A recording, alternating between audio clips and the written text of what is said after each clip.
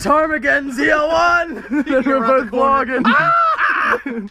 Jesus hell. Dude, I was inside and I heard the Jeep and I was like, oh my God, he brought it out. Yeah, I heard. Oh yeah. I heard pieces falling off as you came down the road. So you know, you might want to, yeah, sorry, fucking leaking.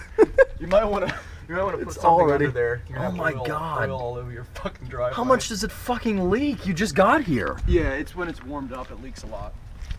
When it cools off. So in other words, whenever it's actually running, it's leaking. Yeah, pretty much. Wow. Wow. It now leaks oil, transmission fluid, and I believe gas. And gas. Gas, yeah, that's that gas stuff. You got all three. Because the carburetor's leaking, so. Wow. But it's okay because I got new tires. But it's out and it's running. That's all that matters. And look at this. Okay. The Zebra Z. Oh, Zebra yep. Show it off. Thing. Yeah, we could drive the Jeep, but I don't think the audio quality in the vlog would be that good. It would be absolutely horrible. The Duramax, people might like that, but I think people will appreciate the Corvette. If we're going to be talking about sports cars, we should at least, you know. If we're talking about Chevy, we should probably drive one. Yeah. Oh my God, that's fucking. You know what else is wrong with the Jeep? Basically, randomly when I'm driving, the RPM gauge just goes up to nothing, and then immediately following the gas gauge goes all the way down. So I don't know how much gas I have. Go down at once. All last week I drove. Well, this week I drove it to work. Yeah. Because the transmission in my Saturn took a dump. Oh, it's broken? I don't know what's wrong with it. It's in limp mode now. Oh my God. So it's like, it doesn't fucking work right. So I've been driving my other piece of shitmobile. And two of them. It fucking, dude, the one day I just didn't have any, the gas gauge just didn't work at all. I had no idea how much gas I had. Today we're talking about the 2018 ZL1 1LE. Now, of course, if you don't know who this is in my passenger seat and you're a fan of my channel, definitely check him out. Name on the screen. This is Nick, my buddy. We've been friends for years, but he's also a Camaro ZL1 owner, a current ZL1, and has a new one on the way. I guess you can talk a little bit about it. Well, yeah. One of the only, I guess, steadily growing ZL1 channels on YouTube is mine. I think the only one. Yeah, the only one. Which is kind of funny, because I didn't get an invite. At least it got lost. It got lost in the mail. Yeah. Nick and I did not get an invite to this new ZL1 release, even though he has the only ZL1 dedicated channel on YouTube, which I'll put a link. I mean, his link is always in the description, but definitely head over there and subscribe. Check out his videos if you're not already. Obviously, great content over there and lots more to come. But they had a release of the new ZL1 1LE. Yeah, yesterday. Yeah. And Nick and I didn't get invited. Now, Cletus McFarland gets invited.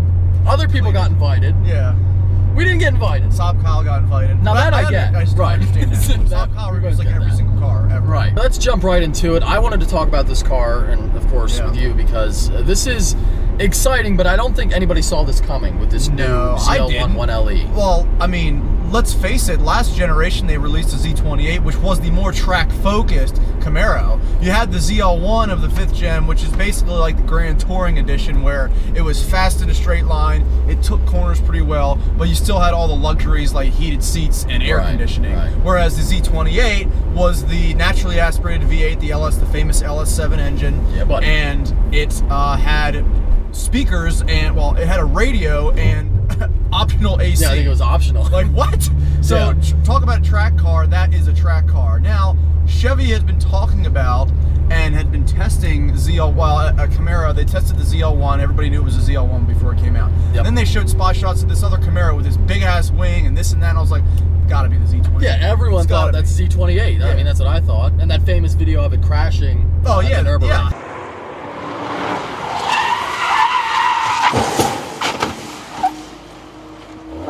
Hell, I even did a video on it. Yeah, Z28 crash. Oh, that's right, you did make that video. Yeah. Yeah, did you title it Z28 crash? Titled it, yeah, 2018 Z28. That's fucking funny. And now Chevy pulls a fast one and says, you know what, screw it, we're gonna one-up the ZL1, which is kind of weird because the ZL1 was always the top dog of the Camaro.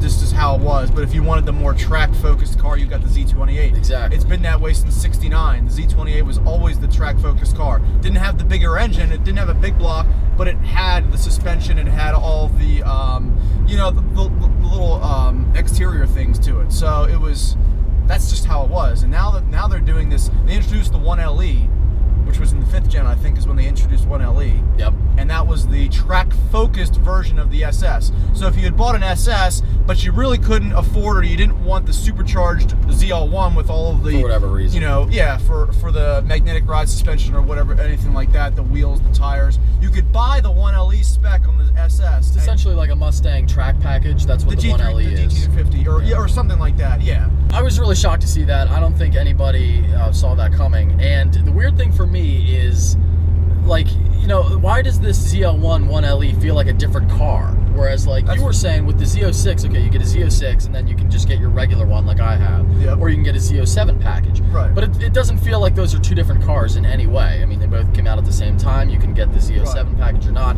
This 1LE was released, I mean, as like a totally new car. They're like, look at this brand new thing we have. That's what I don't understand. It's weird. It's like with the Corvette, you can get the optional Z07 package. Well, I understand if it was like, hey, you can get the ZL1 with the optional 1LE aero package. I'd be like, oh, hell yeah, I'm going to add that right away. Because as you guys know, I already have a ZL1 on order, which should honestly be here in about a month or so. So now I'm like torn between the two. Okay, I got the ZL1, but then I've always wanted the top dog Camaro, and now all of a sudden the ZL1 1LE is the top dog. Now, granted, it's not really faster in a straight line. It's still got the same... It's probably slower in a straight line. It might, with that big-ass wing, yeah, and all that downforce in the front end. But the thing is, it still has the same LT4 supercharged engine, still has everything that the ZL1 offers, but more.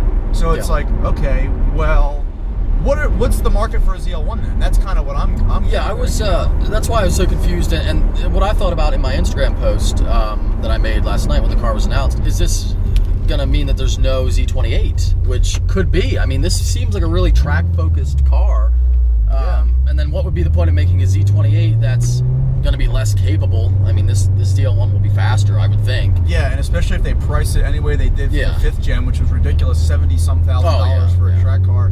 They're not going to sell it. And maybe they're making the mistake. Maybe they're thinking that, oh, okay, the last 5th gen, the 5th gen Z28 didn't sell well, so we won't make another one. Yeah. Which it would have sold well had they priced it right. They priced it way. It was 75 grand for a Camaro without a radio. Yeah. I mean, that's just ridiculous. Now, if you bring that car out and they price it under the ZL1 as a cheaper, slightly slower track car, now that could really work. Yeah. Most of you guys know that it only comes now in a 6-speed manual. They don't even offer. Is that right? They don't even offer the 10-speed, which is when Chevy and GM and Ford have been raving about this 10-speed. So wait, and now all of a sudden it's like, no, we're not going to. You're saying the new ZL1 1LE? No 10-speed, just 6. Yeah, just 6-speed. So that's manual only then for the new ZL1 1LE. Which leads, that's interesting. Yeah, which leads me to believe like that's how the Z28 was. It was a track-focused manual only car. Yeah, that definitely isn't looking good for the Z28 then. If that's manual, if that's the manual only version of the ZL1. If I'm not mistaken, too, I think you can only get a 1LE SS in manual. So I guess they carry that maybe from the SS too. See, I don't know that, but that's weird then, because like you said, the 10-speed auto that they're raving about, and they put a lot of engineering time, money, and effort into. Yeah, that's faster around a track than a manual version, I would think. It's faster, right? Yeah. It two aspects here. The 6-speed did beat the 10-speed on the Big Willow. Did it really? Big Willow, okay, but that's only like a 2-minute track, not even. Yeah. The Nürburgring is a 7-minute track, you know, depending on how fast your car is. Yeah. And that's how they got their track time. They used the 10-speed for that, right? Because let's face it, you're that gigantic straightaway. Obviously, it's going to be faster for a 10-speed auto, you know. Well, it's interesting to me that the 10-speed. Well, I thought that was faster on any track. It surprises me to learn just now learn from you that the 6-speed was faster around their test track, but. Or Big Willow or whatever. And and then again, Randy Popes did drive it. So he drove both 10-speed and 6-speed. Randy is obviously a very good manual driver, so I'm sure he felt a lot more at home with just a generic 6-speed than in this new 10-speed. That's probably. I'm sure when people start driving this new 10-speed, they're going to put out way quicker times. Yeah, did he drive it for the 10-speed? Did he put it in fully auto mode, or was that's what I don't really know if it was manual or fully auto or whatever. Aside from the exterior aero parts that they put on, like the big-ass carbon fiber wing, the canards, is that how you say it, or canards? Canards, I don't know how to say it. I think it's canards. Something like that. That they put on the front, front, obviously for more front and downforce. They also opened up the mouth, as I call it, the front fascia of the ZL1. They opened it up and they have two. Oh, it's even wider. It's not wider, but they have these two lips on the front to basically take in more air and kind of like keep the car straight. So there's that, and then they have the flat black, obviously hood, which is what every 1LE has, and they have wider rear tires and wider front tires. Really? They have 305s in the front, just like the previous Gen Z28, but they have 325s in the back. And what does the regular ZL1 have? 305s in the back and 285s in the front. Okay. Like Well, that's interesting. Yeah. So they offered a wire tire package, and if you even look at the pictures of this car, the tire sticks out a tiny bit in the back. That's pretty dope. So it's kind of cool. Nice. The car. I like that. So those are the exterior things that are a little bit different. There is another thing too, exterior wise. They blacked out the taillights. Did they? Smoked them out, which is very cool. Or clear like these? They're clear, but like smoked. They're darker than these. Yeah. That is really cool. So that's pretty cool. Obviously, there's a flow tie in front. The flow tie. Which is still, I think the new ZL1 has that too. I think so. They did add adjustable coilovers. You can get in there and adjust them yourself. Yes.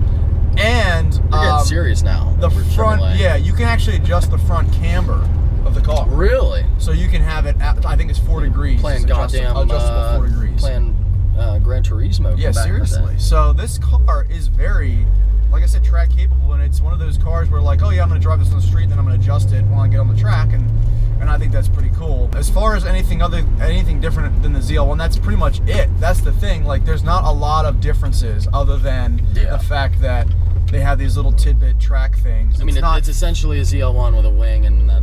Yeah, it's a ZL1 that goes on a track that takes corners better. It's basically what it is. Well, did they release any like track times, or did they say this car is X amount of seconds faster than a ZL1 around this track? Oh yes, they did. Okay. 3 seconds faster. 3 seconds than a regular one. Well, that's a big fucking difference. Which is huge on a 2-minute track. Oh my god, yeah, that's fucking huge on a 2-minute track. So Jesus, that's no joke like then, man. 1.1 something G's of cornering. That's nutty then. Look at that. He's chilling. Thank God, because this car is illegal in many ways. This car is illegal. What is the price of the 1LE? I have no idea. Nobody knows yet. They haven't released a price. They haven't even released. They're just saying it's a 2018. 18 model. I'm under the assumption that it's going to be available late this year. I feel like it'll probably be close to. Well, okay. So the Z07 package for Z06 is $8,000, right? And 13 with carbon ceramics. Yeah, 13 with carbon ceramics. So. I'm thinking it's probably going to be close to 10 grand, somewhere in that neighborhood more than I would think 70 grand.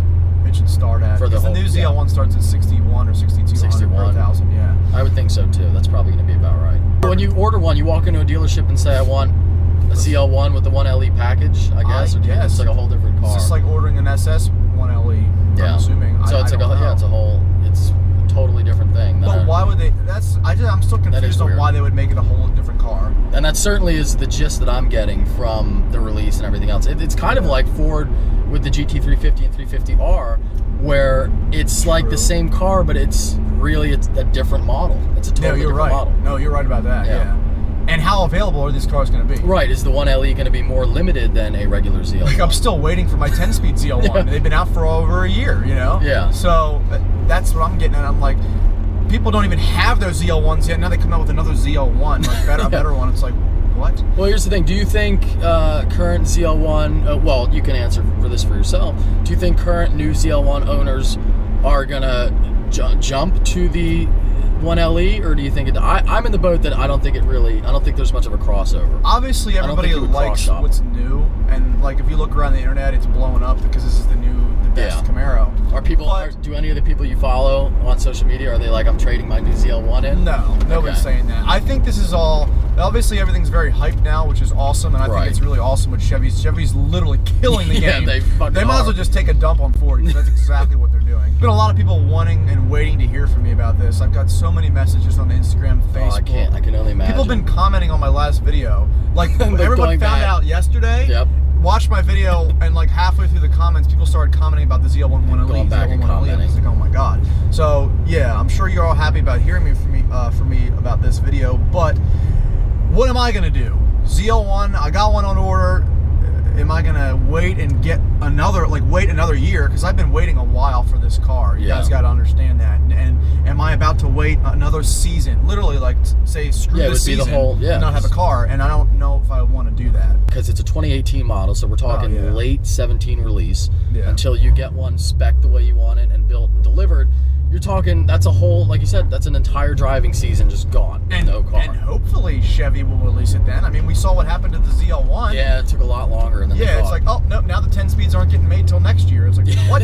Yeah, they pulled a fast one there with Yeah. that. So that's about it as far as what we know about the ZL1 1LE. Pretty much. I mean, not a lot. I yeah. mean, you guys know pretty much as we do. When we find I'm out any excited more about it. information. I do think it's cool.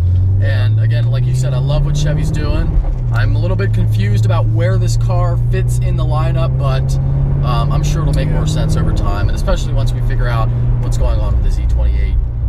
But it's definitely a cool car. There's no doubt about that. It's definitely awesome. It's like I say in every video that I talk about new cars, like what a fucking time to love cars and be around as a car enthusiast, because the choices are just endless. And it's new stuff coming out every 6 months. Oh yeah, I know. It's just all the time. It's a great time to be a car enthusiast. That's right. Great time. That mailbox is a pistol. Did you see that? No, missed it. It's a giant pistol. I'm kind of hungry though. Let's get a Chick-fil-A. I haven't eaten all day. All right. Anyway, it's dark as fuck now, and we forgot to do an outro because we were too busy with Chick-fil-A, but I hope that you guys enjoyed this video. If you did, make sure you give it a thumbs up. If you are stopping in for the first time, please subscribe. Take care. Have a great day.